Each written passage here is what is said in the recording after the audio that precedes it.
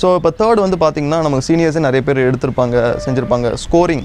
Because at last வந்து பார்த்திங்கன்னா அது ஒரு காம்படிஷன் தான், நம்மளுக்கு பிடிச்சிருக்கு அப்படிங்கலாம் தாண்டி வந்து நம்ம வந்து மார்க் எடுக்கலாம், இது வந்து ஒன்றும் பண்ண முடியாது.